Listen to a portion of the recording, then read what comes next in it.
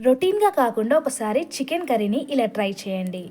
మెంతికూర chicken curry చాలా easy and టేస్టీగా మనం ఇప్పుడు ఎలా చేయాలో చూద్దాం రండి.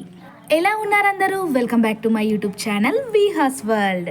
ఫస్ట్ మనం స్టవ్ ఆన్ చేసుకొని ఒక గిన్నెను పెట్టుకొని అందులో ఆయిల్ వేసుకొని హీట్ చేసి పెట్టుకోవాలి. ఆ తర్వాత అందులో కస్తూరి మేతి, అట్లనే చిన్నగా కట్ చేసి పెట్టుకున్న ఆనియన్స్, అల్లం వెల్లుల్లి పేస్ట్, పసుపు వేసుకొని బాగా మిక్స్ చేసుకోవాలి. ఒక 2 మినిట్స్ వరకు అలాగే ఉడికించుకోవాలి. ఇప్పుడు మనం మెంతికూరని కట్ చేసుకొని వాష్ చేసుకొని అందులో వేసుకోవాలి. ఆ తర్వాత మెంతికూర వేసుకున్న తర్వాత మనం బాగా మిక్స్ చేసుకొని ఉడికించుకోవాలి. మెంతికూర ఉడికిన తర్వాతనే మనం చికెన్ని యాడ్ చేసుకోవాలి. చికెన్ వేసుకున్న తర్వాత మనం చికెన్ని బాగా ఉడికించుకోవాలి. ఒక 15 మినిట్స్ వరకు అలానే ఉడికించుకోవాలి. మూత పెట్టి ఉడికించుకుంటే సరిపోతుంది.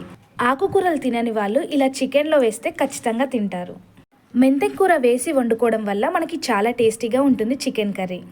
చికెన్ బాగా ఉడికిన తర్వాత కారం అలాగే టేస్ట్కి సరిపడా సాల్ట్ని కూడా వేసుకొని మిక్స్ చేసుకొని ఒక 5 మినిట్స్ వరకు ఉడికించుకోవాలి.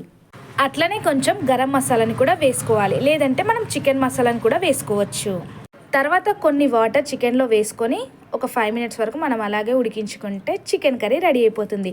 లాస్ట్లో కొంచెం కొత్తిమీరని వేసుకుంటే మెంతికూర చికెన్ కర్రీ రెడీ. ఎప్పుడు ఒకేలా కాకుండా ఒకసారి ఇలా మెంతికూర చికెన్ని ట్రై చేయండి, మీకు డెఫినెట్గా నచ్చుతుంది.